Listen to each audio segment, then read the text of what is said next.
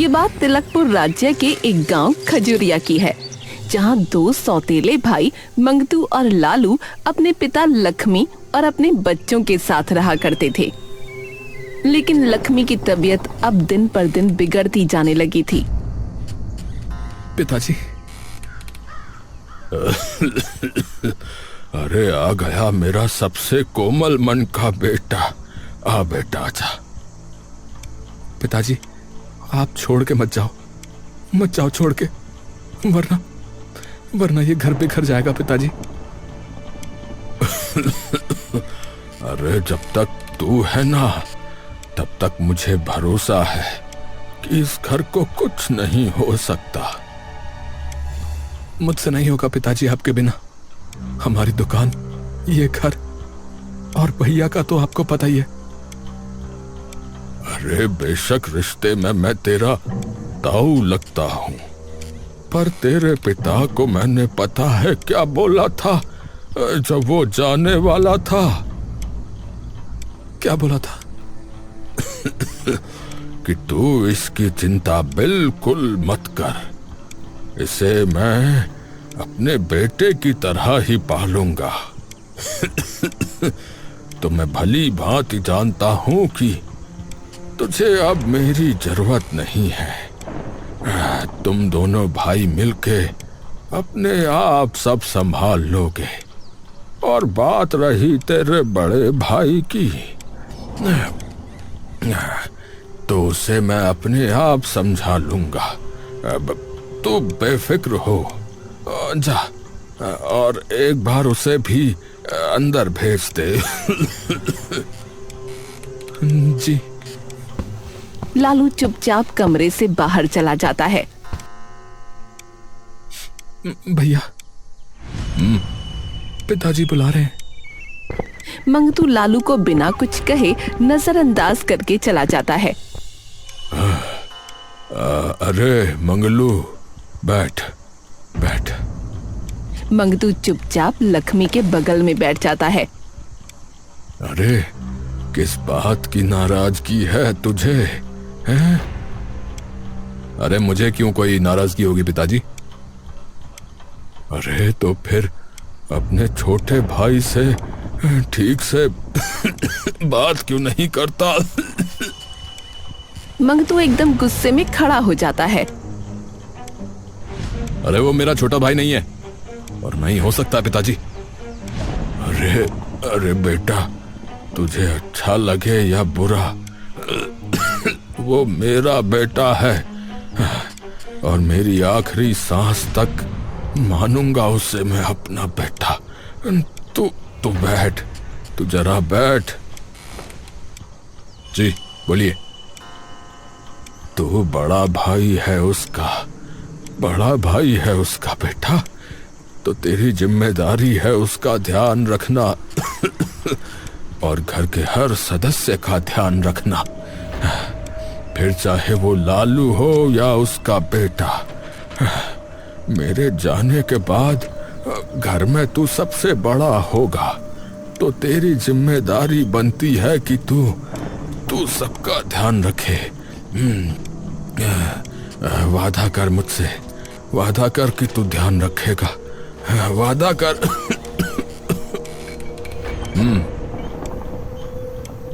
मंगतू बस एक बेमन से हामी भर के बिना कुछ कहे वहां से निकलकर सीधा अपने कमरे में चला जाता है, जहां उसकी बीवी और बेटा बैठे होते हैं। मंगतू गुस्से से तमतमाता हुआ कमरे में आता है। चंदन बाहर जा। चंदन अपने पिता का चेहरा देखकर डर जाता है और बिना कुछ कहे बाहर निकल जाता है। क्या हो गया? अब इतने गुस्से में क्यों लग रहे हो? मंगतू खून भरी निगाहों से जूही की ओर देखता है। क्या हुआ है? अरे पिताजी ने मुझे बुलाया, पता है क्या कहने के लिए? क्या? अरे यही कहने के लिए कि अपने छोटे भाई का ध्यान रखना। घर में सबसे बड़ा तू है, तो सबका ध्यान रखना तेरी जिम्मेदारी है, ये कहने के लिए। ये क्या बात हुई भला? अरे मेरा अपना खानदान नहीं है क्या? है? उसको ना देखूं, उसे और उसके बेटे को पाल लूं? इन्हें तो यूं लगता है बस बचपन से यही खेल लगा रखा है इन्होंने। सबसे पहले उसको पूछेंगे हैं? और अपना सगा बेटा गया भाड़ में, हैं? आज भी एक बार भी मुझसे नहीं पूछा कि तुझे किसी चीज की जरूरत है बेटा या नहीं, हैं? तेरा बेटा ठीक है या नहीं? बस ये कह दिया कि लालू के बेटे की जिम्मेदारी मेरी होगी उनके जाने के बाद, हैं? अरे तो आप जाने दो ना, अगर आपको नहीं लेनी जिम्मेदारी तो मत लेना। हाँ तो मैं क्यों लूंगा, मैं क्यों लूंगा? बेवकूफ थोड़े ही हूं अपने बाप की तरह कि दूसरे के बच्चों का ठेका अपने सिर पे ले लूं। जाए भाड़ में वो कहीं भी। गांव के नीम के पेड़ के नीचे सुंदर और चंदन बैठे बात कर रहे होते हैं। पिताजी तो बिल्कुल भड़के हुए थे आज जब कमरे में आए। क्यों? अरे पता नहीं, दादा से मिलने से पहले तो ठीक ही थे। मेरे पिताजी का तो दादा के दुख में रो रो के बुरा हाल है यार। वो तो होगा ही, चाचा दादा को अपने बाप से बढ़कर मानते हैं भैया। पर मुझे तो एक बात समझ में नहीं आती। कौन सी बात? कि हमारे पिताजियों की बनती क्यों नहीं है? भाई तो हम भी है ना, लेकिन हमारी तो इतनी बनती है। अरे देख, पूरी बात तो भाई मुझे भी नहीं पता, पर हाँ मैंने सुना जरूर है कि हमारे पिताजी भी हमारी ही तरह हुआ करते थे, एक दूसरे के एकदम खास। लेकिन जब हमारे दादा ने तेरे पिताजी को गोद लिया ना, दिक्कतें तब से आना शुरू हुई हैं। क्या हुआ वो तो मुझे भी नहीं पता यार। भैया, अगर उन दोनों की जगह हम दोनों होते ना तो मैं तो जान भी दे देता आपके लिए। हाँ अच्छा, अरे ऐसे कैसे दे देता? मैं फिर तेरा बड़ा भाई किस काम का? कोई हिम्मत तो करके दिखाए तुझे कुछ कहने की, उसको जमीन में गाड़ दूंगा यूं का यूं यूं। अच्छा भैया, हम दोनों सोचो अगर मिलके हमारी कचौड़ी की दुकान चलाते तो मजा ही आ जाता नहीं? ये दोनों तो बस चुपचाप बैठे रहते हैं। सुंदर और चंदन हंसने लगते हैं। तभी मंगतू वहां आ जाता है। अरे चंदन! चंदन एकदम से डर कर खड़ा हो जाता है। अरे चल, बाजार जाना है, सब्जी लेने चल। ठीक है। चंदन मंगतू के साथ बाजार जाने लगता है। अरे तुझे कितनी बार मना किया है कि उसके साथ मत रहा कर। पर वो तो कुछ भी नहीं कहता मुझे। अरे मैंने कह दिया ना, नहीं मतलब नहीं। सुंदर ये सारी बातें सुनकर वापस अपने घर चला जाता है और जैसे ही रात ढलती है पूरा घर रोने की आवाज और चीखों से गूंज उठता है। पिताजी, पिताजी, नहीं पिताजी, आपको अभी नहीं जाना था पिताजी। अंतिम संस्कार अब सुबह ही कर सकते हैं। मंगतू सिर झुकाए कमरे से बाहर निकल आता है और अपने कमरे में जाकर चुपचाप बैठ जाता है। दिन चढ़ते ही पूरा गांव लक्ष्मी के अंतिम संस्कार पर इकट्ठा हो जाता है और पूरे रीति रिवाज के साथ लक्ष्मी का अंतिम संस्कार आखिरकार कर दिया जाता है।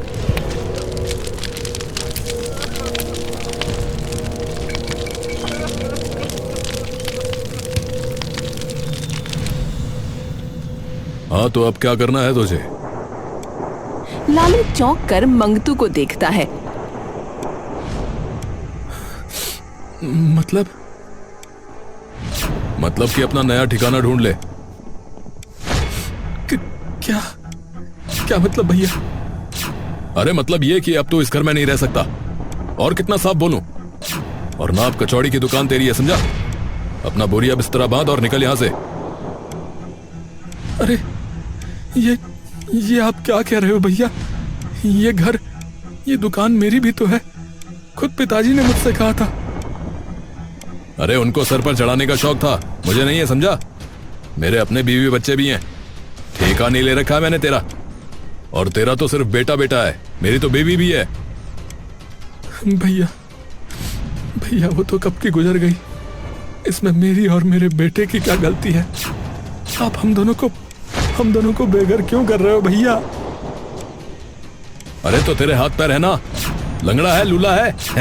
काम कर सकता है ना तो कमा लियो। मेरी जिम्मेदारी नहीं है तेरे बच्चे पालना, समझा?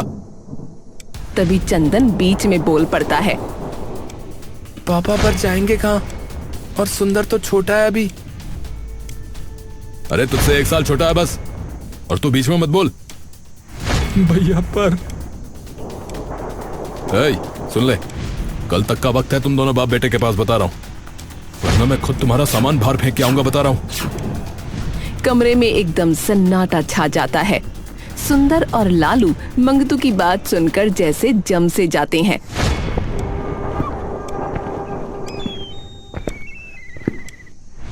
पिताजी, अब क्या होगा पिताजी? चाचा, आप लोग सच में चले जाओगे क्या?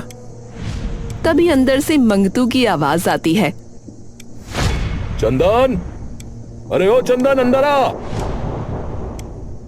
बेटा, बेटा तू अंदर जा बेटा, वरना वो और भड़क जाएंगे।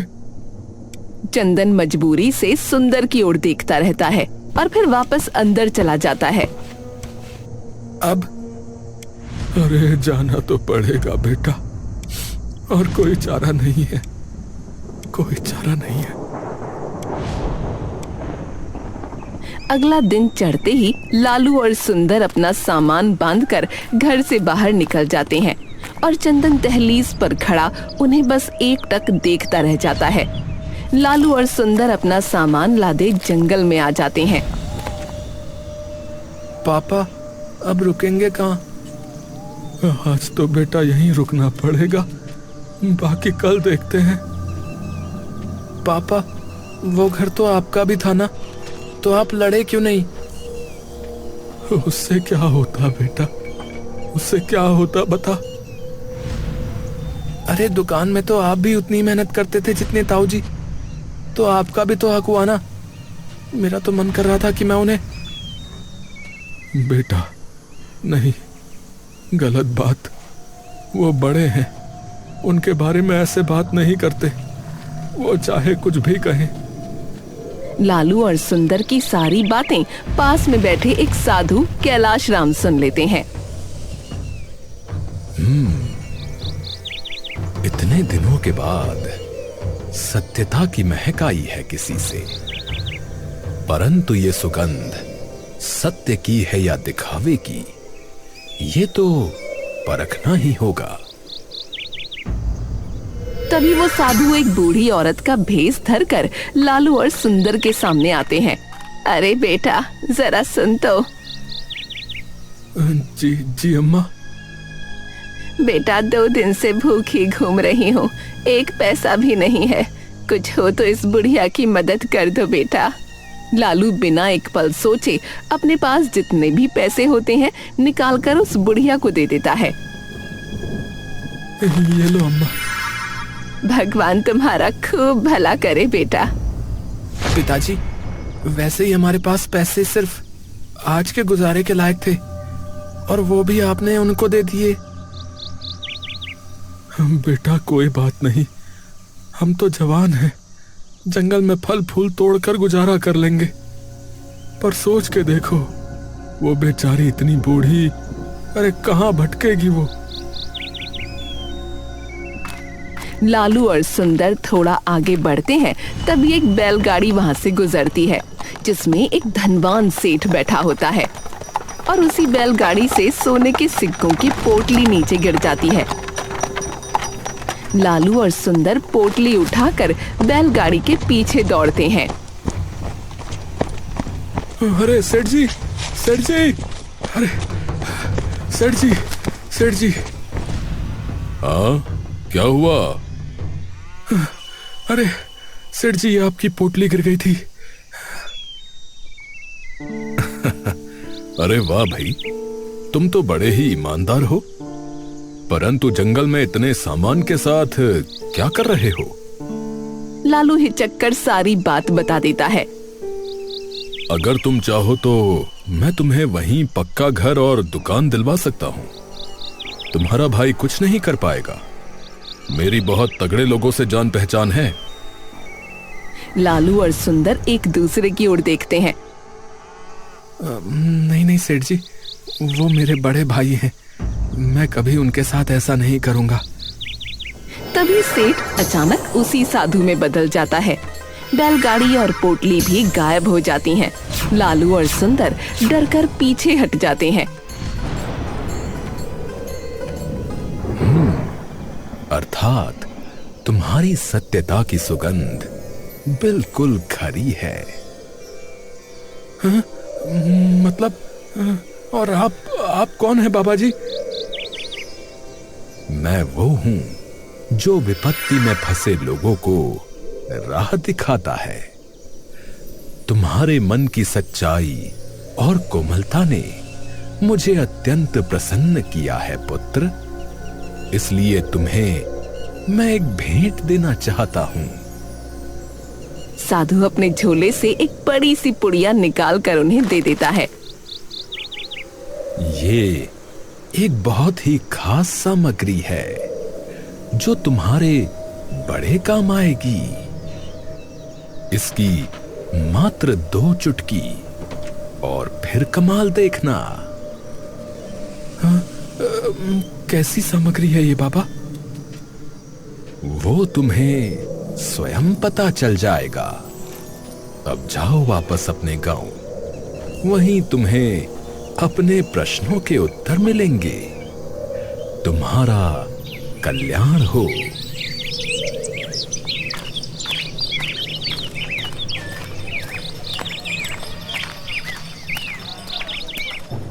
देखते हैं कि वहाँ भीड़ जमा है और उनके बीच राज्य के सैनिक खड़े हैं। सुनो सुनो सुनो, कल राजमहल में एक खाने की प्रतियोगिता का आयोजन किया जा रहा है और जो भी विजयी होगा उसे राजमहल का शाही रसोइया नियुक्त किया जाएगा। सुनो सुनो सुनो। लालू और सुंदर के चेहरे पर चमक आ जाती है। पिताजी, शाही रसोइया बनने का मौका। अरे पर बहुत लोग आएंगे बेटा। जरूरी नहीं है कि वहां हम ही जीते बेटा। पर पिताजी, वो खास सामग्री भूल गए क्या आप? उन साधु महाराज वाली। हाँ, अरे हाँ हाँ हाँ। अगले दिन लालू और सुंदर राजमहल पहुंचकर प्रतियोगिता में भाग लेते हैं। आप जो भी बनाएंगे उसका सब सामान यहीं से मिलेगा। प्रारंभ करें। क्या बनाएंगे पिताजी? अरे वही जो हमारा कर्म है बेटा, कचौरी और क्या। हाँ पिताजी। दोनों जल्दी से कचौरी बनाना शुरू करते हैं। लालू थोड़ी सी खास सामग्री डाल देता है। ये आखिरी दावेदार है महाराज। क्या लेके आए हो तुम महाराज के लिए? हमने महाराज के लिए खास कचौरी बनाई है। प्रस्तुत की जाए। सैनिक थाल लाता है। महाराज एक कचौरी खाकर जैसे झूम उठते हैं। क्या हुआ महाराज? मंत्री जी, ये तो ऐसा लगता है जैसे किसी ने स्वर्ग से कोई पकवान लाकर मेरी जिह्वा पर रख दिया हो। बिना किसी देर के इनको ही विजयी घोषित किया जाता है। जो आज्ञा महाराज। तो आपको अभी से शाही रसोइया नियुक्त किया जाता है। सुंदर और लालू खुशी से उछल पड़ते हैं। क्या? अरे आपका बहुत बहुत धन्यवाद महाराज, बहुत बहुत धन्यवाद। लालू और सुंदर एक दूसरे के गले लग जाते हैं। अगले दिन से ही शाही बावर्ची की पूरी जिम्मेदारी लालू और सुंदर पर आ जाती है। और ये गई हमारी खास सामग्री। और आज महाराज फिर से खुश हो जाएंगे। और नहीं तो क्या। पिताजी, पूरे गांव में ना बस हमारा ही जिक्र हो रहा है बस। अरे ये तो बहुत ही बढ़िया बात है बेटा।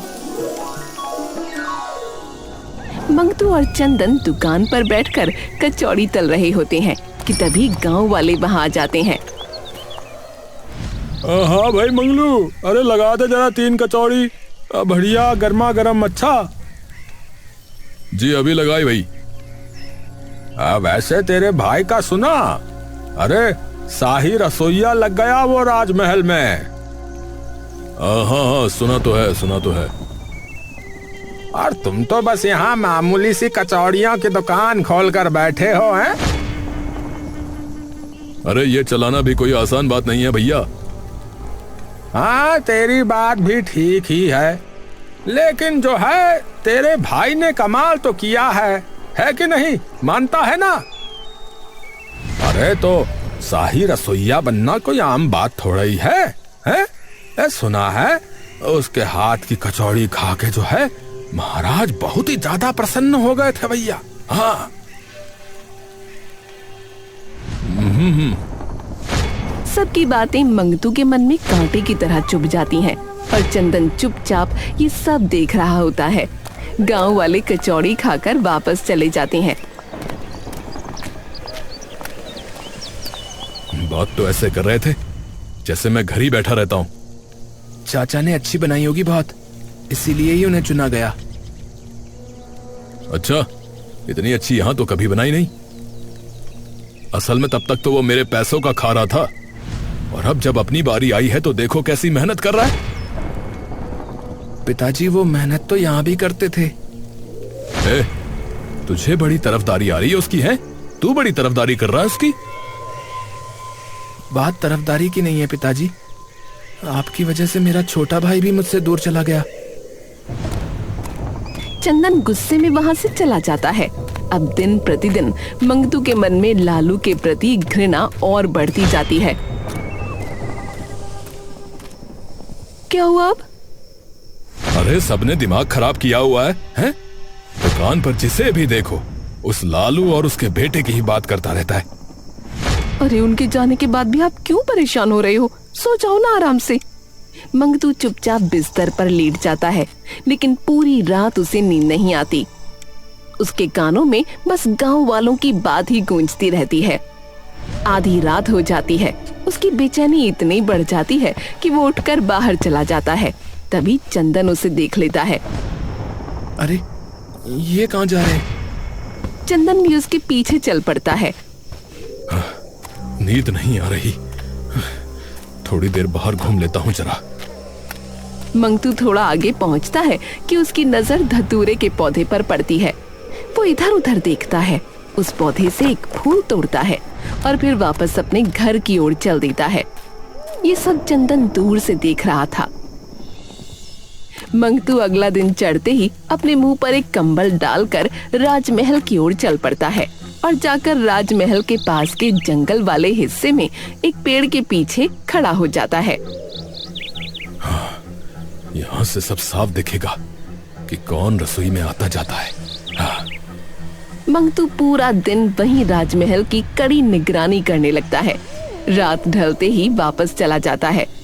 अगला दिन चढ़ते ही मंगतू फिर से उस पेड़ के पीछे छुपकर सब कुछ ध्यान से देखने लगता है।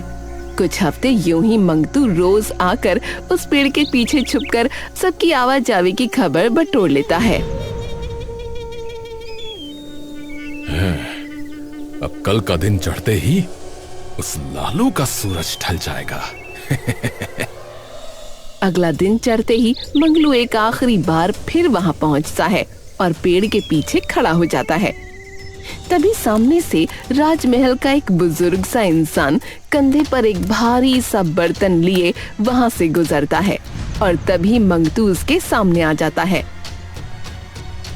अरे चाचा, मैं कुछ मदद करूं? अरे नहीं नहीं बेटा। अरे कोई बात नहीं चाचा, आप मुझे बताओ कहाँ लेके जाना है, मैं ले जाता हूँ। अपने बेटे जैसा ही समझो मुझे। हाँ अच्छा ठीक है बेटा, चलो फिर। मंगतू उस बुजुर्ग से वो बर्तन अपने कंधे पर ले लेता है। इसे राजमहल की रसोई तक पहुंचाना है बेटा। वो तो मैं ले जाऊंगा चाचा, उसकी चिंता मत करो। वैसे इसमें है क्या जो ये इतना भारी है? अरे बेटा, हर हफ्ते महाराज के लिए अलग से घी मंगवाया जाता है, उनके खाने में डालने के लिए, तो बस वही है। अच्छा अच्छा। तभी धीरे से मंगतू अपनी जेब से एक छोटी सी डिब्बी निकालता है और चुपके से उसमें से धतूरे का जहर उस घी में मिला देता है। बस बेटा, आप मुझे दे दो, अंदर मैं अपने आप ले जाऊंगा।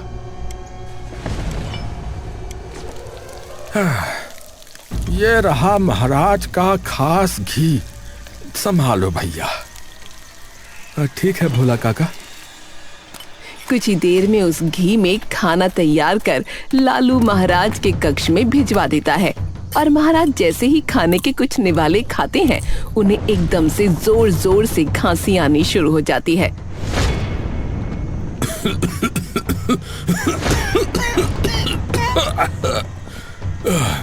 मंत्री जी। महाराज, महाराज क्या हुआ? महाराज के मुंह से एक शब्द नहीं निकलता और वो सीधा जमीन पर जा गिरते हैं। हाँ? महाराज, महाराज! सैनिकों, जल्दी से राज्य वैद्य के पास ले चलो इन्हें। सब सैनिक तुरंत महाराज को उठाकर राज वैद्य के पास ले जाते हैं। थोड़ी देर बाद महाराज ठीक तो है ना? हाँ, फिलहाल वो खतरे से बाहर है। पर हुआ क्या था उन्हें वैद्य जी? उन्हें किसी ने विष दिया है। ये तो अच्छी बात है कि विष अधिक मात्रा में नहीं था, वरना इनके प्राणों का भी संकट हो सकता था। उन्होंने कुछ खाया या पिया था? वो भोजन कर रहे थे तभी ये सब हुआ? हाँ, तो हो सकता है कि उसी में विष मिलाया गया हो। सैनिकों, उन दोनों रसोइयों को बंदी बना लो। महाराज जैसे ही स्वस्थ होंगे, उन्हें महाराज के सम्मुख प्रस्तुत किया जाएगा और वहीं महाराज उन्हें उनके कर्मों का दंड देंगे। मंगतू आराम से अपने घर पर बैठा होता है कि तभी चंदन वहां जाता है।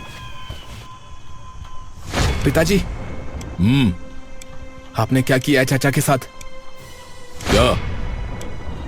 छुपाइए मत पिताजी, पूरे गांव में बात फैल चुकी है कि चाचा ने महाराज के खाने में विष डाल दिया था और मुझे पता है कि उन्होंने नहीं, यह आपने डाला है, क्योंकि मैंने आपको देखा था उस रात वो धतूरे का फूल तोड़ते हुए। अरे अरे, क्या तू कुछ भी बोले जा रहा है? मैं क्यों करूंगा? पिताजी, उनके साथ साथ सुंदर को भी फांसी की सजा हो जाएगी। अरे भाई हैं वो आपके। अरे कुछ नहीं है वो मेरा। ठीक है, आप कुछ नहीं करेंगे तो मैं खुद कर लूंगा। ये बात मेरे छोटे भाई की जान की है, तो उसके लिए कुछ भी कर लूंगा। उसी दिन सुंदर और लालू को बेड़ियों में बांधकर महाराज के सामने पेश कर दिया जाता है। महाराज, महाराज, मेरी बात का विश्वास करें, हम ऐसा भला क्यों करेंगे? तुम दोनों के अलावा वहां और कोई नहीं होता। महाराज, ये सब इन्हीं का कार्य है। ये अवश्य किसी दुश्मन राज्य से आए हैं भेष बदलकर। आप इन्हें इनके अपराध का दंड दें महाराज। तिलकपुर राज्य के महाराज पर जानलेवा आक्रमण करने के जुर्म में आप दोनों को फांसी का दंड दिया जाता है। सैनिक तुरंत उन्हें फांसी के लिए ले जाने लगते हैं कि तभी चंदन वहां आ जाता है। महाराज, इसके दोषी ये नहीं बल्कि मैं हूं। मैं ही वो हूं जिसने आपके खाने में विष मिलाया था। क्या? जी महाराज। भैया आप। अच्छा, अगर तुमने विष मिलाया था तो फिर तुम ये भी बता सकते हो कि वो कौन सा विष था? जी बिल्कुल, मैंने धतूरे का विष डाला था महाराज। क्या ये सत्य है मंत्री जी? जी महाराज। सैनिकों, इसे बंदी बना लो। सैनिक चंदन को पकड़कर बांधने लगते हैं कि तभी मंगतू भी वहां आ जाता है। अरे अरे ये सब क्या हो रहा है महाराज? मेरे बेटे को क्यों बंदी बनाया जा रहा है? क्योंकि तुम्हारे बेटे ने ही महाराज को मारने का षड्यंत्र रचा था। नहीं नहीं महाराज, ये झूठ है। ये ऐसा क्यों करेगा? तो फिर इसे कैसे पता कि खाने में धतूरे का विष था? मंगतू कुछ देर के लिए चुप हो जाता है। महाराज, वो विष इसने नहीं, परंतु मैंने मिलाया था खाने में। लेकिन महाराज, मैंने सिर्फ 2 बूंद मिलाई थी। मैं आपके प्राण नहीं लेना चाहता था। मैं बस ये चाहता था कि आप इन दोनों को शाही रसोइये के पद से हटा दें। इसे इसीलिए पता है क्योंकि इसने धतूरे के फूल तोड़ते हुए मुझे देख लिया था। ये सब क्या चल रहा है? आखिरकार ये षड्यंत्र है किसका? देखो, सभी के सभी सत्य बताओ, नहीं तो चारों को फांसी मिलेगी। महाराज, मैंने ही वो विष आपके घी में मिलाया था, जो कि अलग से आपके लिए आता है।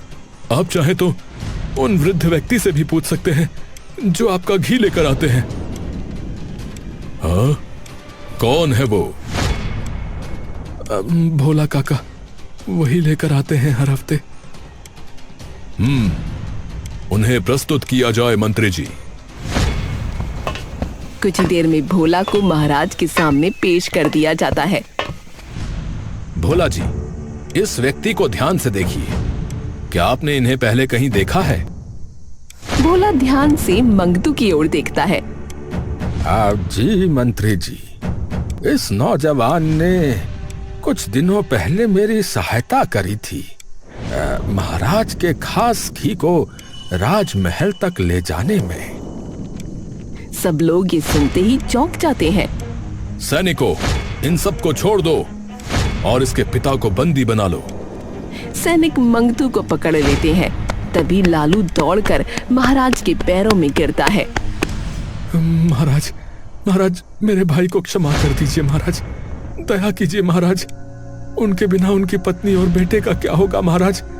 कृपया उन्हें क्षमा कर दीजिए महाराज। ये देखकर मंगतू की आंखों से आंसू बहने लगते हैं। लालू। लालू पलटकर मंगतू की ओर देखता है। इधर आ। पिताजी ठीक कहते थे रे, तेरा मन मंदिर के घाट की तरह पावन है। मैंने तेरे साथ इतना बुरा व्यवहार किया और तू आज भी मेरा इतना सम्मान कर रहा है। अरे आप भाई हो मेरे भैया। मंगतू लालू को सीने से लगा लेता है। मेरे परिवार का ध्यान रखना, ऐसा व्यक्ति बनना जैसे हमारे पिता थे, मेरे जैसा नहीं। इन्हें फिलहाल काल कोठरी में डाल दिया जाए और कल इन्हें फांसी दी जाएगी। महाराज, महाराज दया करें महाराज। महाराज क्षमा कर दे मेरे भाई को महाराज। यह अपराध तो अवश्य ही दंडनीय है, परंतु एक भूल तो भगवान भी क्षमा कर देते हैं। परंतु दंड आपको फिर भी मिलेगा। मैं तिलकपुर का महाराज आपको कारावास का दंड सुनाता हूं। लालू मंगतू की ओर देखता है। भूल करी है भाई तो दंड तो मिलेगा ही, परंतु मुझे चिंता बिल्कुल नहीं है, क्योंकि तू है ना हमारे पिता का श्रवण कुमार। दोनों भाई एक दूसरे के गले लग जाते हैं।